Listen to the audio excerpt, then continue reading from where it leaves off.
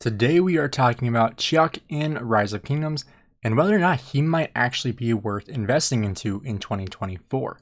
If you guys are new here, this is Gainz Gaming. I'm a sponsored content creator with Rise of Kingdoms, so make sure you guys follow along if you do enjoy this video. Now, Cheok came out a little while ago, and a lot of people were really excited when he first came out to be, the new meta for infantry, and a lot of people were pretty disappointed with how he performed. But I think people had expectations pretty high for Cheok for the kind of commander that he actually is. He's not like Luce, he's not like Scipio, but he is a very niche commander. So today we are going to dive into his skill kit and talk about whether or not he's actually worth maybe using for some players. Now, his first skill. This deals direct damage to a target troop, damage factor 1700.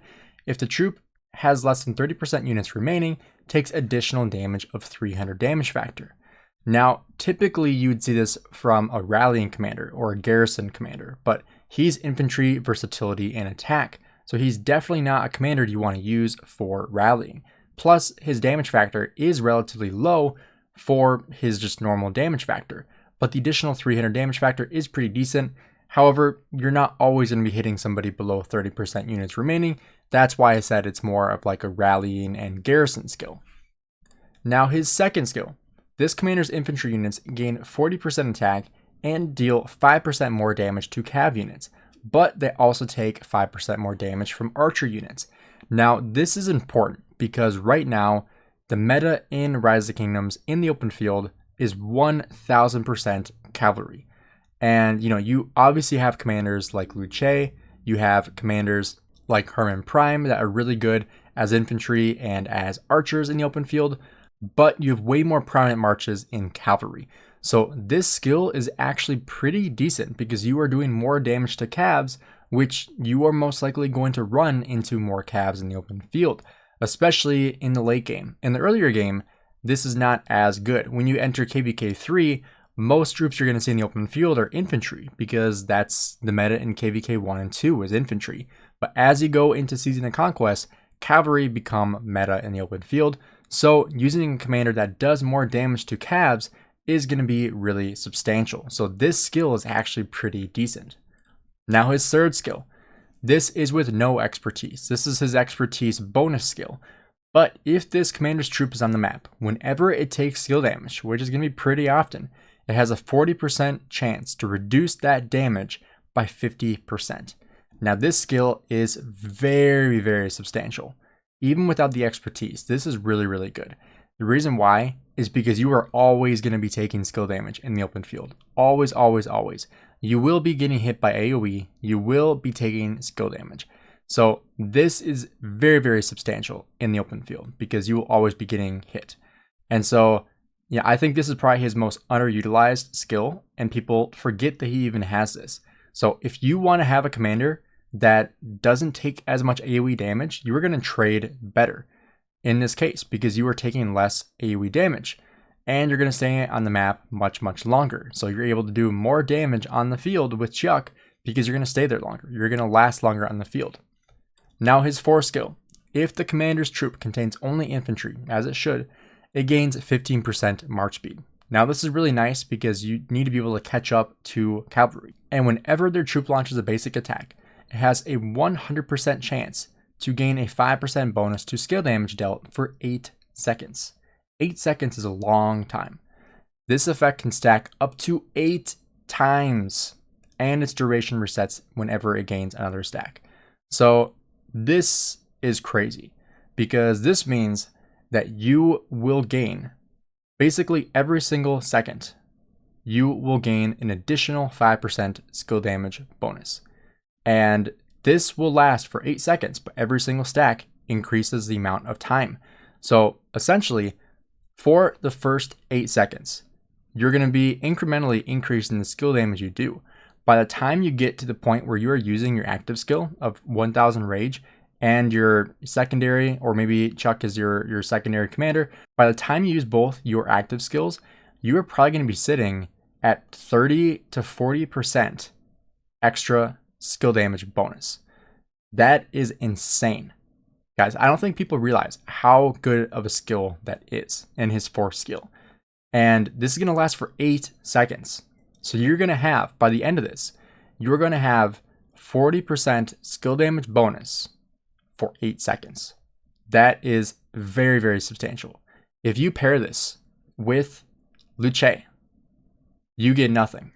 So that is obviously not going to be a good pairing.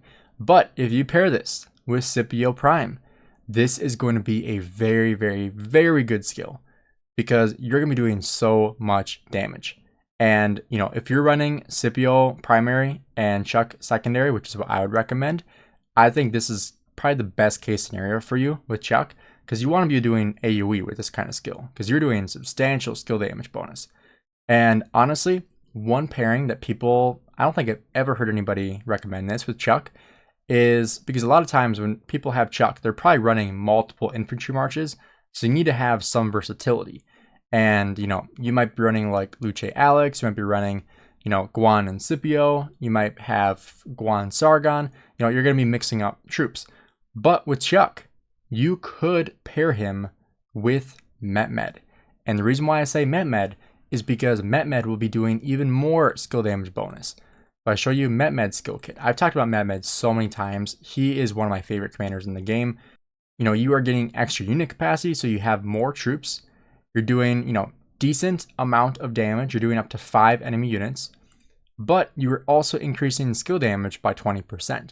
And not only that, but if you go into the museum, his museum buff is very, very substantial. You have an additional 30% troop health and 10% skill damage. Pair that with Cheok's 40% skill damage. Like, dude, that is just insane. That's why I don't think people realize how good Cheok's kit actually is. Now, his expertise, like we talked about, that is an increase in his third skill, Stalwart. So, his expertise. If this commander's troop on the map, whenever it takes skill damage, has a 40% chance to reduce the damage by 50%. That is his non-expertise. With his expertise, if the commander's troop is on the map, whenever it takes skill damage, has a 40% chance to reduce the damage by 50% still, and deal direct damage up to 3 enemy troops in a fan. Damage factor equals the number of stacks of the sacrifice skill effect, which is his 4 skill. So up to 8 stacks of his 4 skill times 50. So up to 400 damage factor. Every additional target reduces the damage by 15%. So the amount of damage you're doing here isn't substantial, but you are getting the extra stacks from that skill damage. So, you know, 40% skill damage on, you know, 400 damage factor to 3 enemy units. I mean, it's not insane, but that's on top of his active skill. This is just bonus damage. And plus, you're reducing the amount of damage you're taking. So this is a substantially good skill. Now, do I wish this was more damage? Of course, but I still think it's a good skill. So that begs the question, is Cheok like actually a good commander, or is he underutilized as he should be? So I think Cheok is a very niche commander. I think I said that already in this video, but I think he's a very niche commander. And the reason why I say that is because he's not meta.